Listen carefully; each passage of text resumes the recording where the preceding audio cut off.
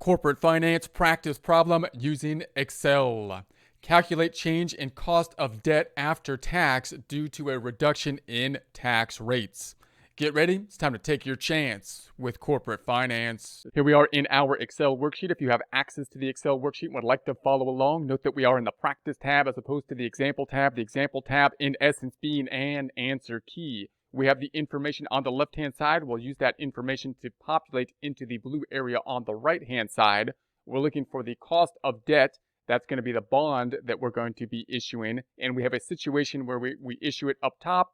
Then there's going to be a change that takes place. We're going to say that the tax rate has changed from 35 to 25. Consider that that will have an impact then on the market rate or the yield to maturity, and then do our recalculation for a similar bond that could be issued at that point in time in the future. So our original data up top, we've got the bond outstanding. We're going to say the rate on the bond is going to be the 9%. The yield to maturity is going to be the 12%, basically the market rate here. And then the tax rate is going to be then the 35%. So we'll calculate our after-tax basically impact in a similar fashion as we would with other types of debt, noting that the confusion thing here is that we have two basically rates that we're using. Which rate do we use? We're going to be paying interest based on the 9%. However, the market rate is really going to drive ultimately what we have with the interest, because we'll have to amortize basically the premium or discount, and that's basically interest. So we're going to use then the market rate or yield to maturity. That's what can be kind of confusing about the bonds. Also note that in a prior presentation, we were not given this rate, but rather the price, and have to solve for that rate. And that was added level of complexity. Now we're given the rate here. We just need to make sure that we pick the proper rate in order to do the calculation, then do our standard calculation, which will be the interest rate. So I'm going to say interest rate, which I'm going to say is the market rate. And we're going to be picking up then the 12%. Make that a percent by going to the numbers group, percentifying it. Then we have the 1 minus the tax rate, brackets, colon. We'll pick up the 1. Tax rate is going to be the 35%, the 35% on the tax rate. Let's make that a percent. Let's make both of these percents. Go into the number group, percentifying it, underlining the second one, font group, and underline. This will be a subtotal, we'll call it. Bringing this into the outer column, which will be the 100% minus the 35%. Making that a percent, numbers group, percentify, and then font group, underline. Then we have, let's do some indentations here. Alignment, indent, subtotal, indent. Then finally we have the cost of debt after tax. I wanted to add a little suspense here on that before we got to the answer. So 12% times the 65%. That then, if we go to the number group, percentify it, add some decimals, we're at the 7.8. So if we do that in our example up top, just to basically verify our numbers over here, we can then think, okay, let's do the recalculation as you might basically think of the calculation from top to bottom, calculating the interest first. And we'd say the interest calculation would typically be then the debt, which I'm going to assume is going to be the 1,000 down here. Notice we didn't even really need the debt in order to calculate the cost, but it's often useful to think about the debt, plug in a number if you don't have one, to mull this over in your mind. Then we're looking at the interest rate, and this is going to be the market.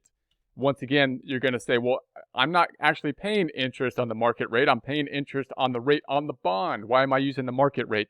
Because the difference between the two, the discount or premium, would have to then be reconciled between the difference in the purchase price and the face amount of the bond, and that would basically be the interest. So you could use different methods to do that from an accounting standpoint, possibly, but that's kind of the reason. That's what the confusion kind of component is here. So we're thinking kind of like on average for a year-to-year component, we're not using the bond rate, but the yield to maturity or market rate. So then we're going to say, all right, that means that the interest cost then on average is going to be the 1,000 times that 12%. So we'll pick up that 12%. We don't really need the decimals here. I'll take the decimals off this time. Let's take the decimals off. And then that'll be our interest. Let's do some indentations by going to the alignment, indent. That's going to be our interest. And then we can think about, okay, well, what would the tax benefit then be? Let's say tax benefit on average then being the interest, which is going to be the interest deduction, in this case, deduction for taxes, which we're going to say is that 120. So we'll pick up the 120 times the tax rate, which is going to be that 35%, the tax rate at the 35. Let's pick it up over here, making that a percent, numbers making it a percent. That's going to give us the tax benefit. Putting this in the outer column, this is going to be the 120 times the 35% for the tax benefit. Let's add a couple decimals, numbers group, couple decimals there. Underline on the 35 with the font and underline. Let's indent, selecting these three cells, alignment, indent. This one here, alignment, indent again. So then that'll give us the cost on a dollar basis, cost of debt after taxes of the 120 minus the 42. And let's go ahead and we don't really need the decimals up top here. Let's just get rid of the decimals. Don't need them. And then I'll underline here. So we'll underline there. And then we want to see that on a percentage basis. So cost of debt after tax percent, and then colon would be the cost of debt after taxes that we got over here, the 78, comparing it to the debt itself, which we assumed here to be the 1,000. So the 1,000, underlining, font group, and underline. That'll be then the cost of debt after taxes. There, I'm sorry, that's going to be the cost of debt after taxes percent. There we go. That's what we wanted. And that's going to be the 78 divided by the 1,000. Adding a couple decimals and percentifying. Numbers percentify. Add a couple decimals. There's the 780, 780. Let's do some indentations here. Selecting these three. Alignment, indent. I'll indent this one again. Okay, so then we're going to assume that some changes happen. There's a change to the law. Let's say the tax rate goes down to 25%, and that had an impact on the market. So the tax rate change results in a yield to maturity change to 10%. So what would be the cost of the debt if we were to issue kind of similar debt at this point in time on a percentage basis? Well, we got to say, all right, if we wanted to we got to recalculate this thing then, and we'll say, all right, this is going to be the interest rate, and we're going to use the market rate again. This time the market rate that they gave us was the 10%, right? The 10% this time.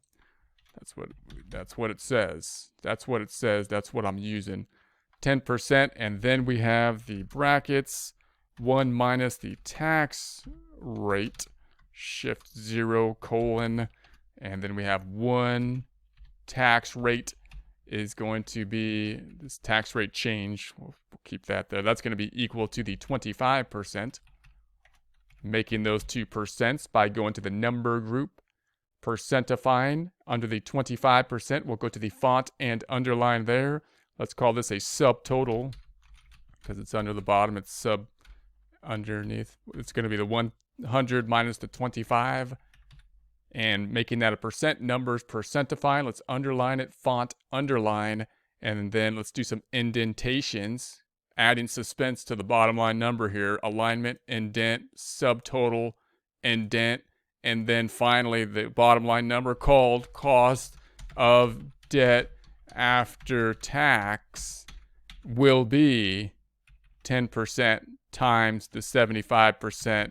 Making it a percent, number group, percentifying, adding a couple decimals. Now we're looking 7.5 as opposed to the 7.8 before. If we just kind of recalculate it in our example over here, which I think is the most straightforward way to kind of think about this, we'd say, all right, the interest then on average would be, if we had the debt, let's just say the debt was that $1,000, we're assuming, $1,000 on the bond. And then the rate that we're going to use, the interest rate, and we're going to use the market rate, given the reasons we had before, even though we're going to be paying based on the rate on the bond. When you take into account the discount or premium that has to be amortized Then on average, we're actually using the market rate here. That's the kind of confusing thing. So we're going to be picking up then the 10% over here, the 10%, and then that's going to be the interest. We'll calculate at the 1,000 times the 10% market rate interest, basically on average over the life of the bond here. Let's highlight these three or select them, and then alignment, indent, interest, alignment, indent again. And then the question, of course, is, well, what's the tax benefit? Tax benefit on average, yearly on average, basically is going to be the interest deduction that we have, and that's going to be the 1,000 now, the 1,000 interest deduction times the tax rate, which is going to be the tax rate, which we said was at 25%. 25% on the tax rate, numbers group, percentifying it, font group, underlining it. That's going to be then the tax benefit. On the outside here, that's going to be the 100 times the 25%, or 25. Let's do some indentation, selecting these items, alignment, indent. Going to indent the tax benefit again, alignment, indent again. Let's put an underline here, font group and underline. That's going to give us the cost of debt after tax on a dollar basis, which would be the 1,000 minus the 25. And then we'd have to say, well, but I want to see the cost of debt after tax on a percentage basis. So we'll be like, all right, that's not a problem. We'll take then the cost of debt after tax, the 75, and we'll compare that to the debt itself up top, face amount of the bond, which was 1,000. Put an underline there, font group underline, and that's going to give us the cost of debt after tax percent. On the outside here, comparing the 75 divided by the 1,000, making that a percent, numbers group, percentifying it, adding a couple decimals, we get back to that 7.5, 7.5. Let's do some indenting, selecting these guys, these items, these columns, these cells, alignment, indent, and then the cost of the debt, alignment, indent again.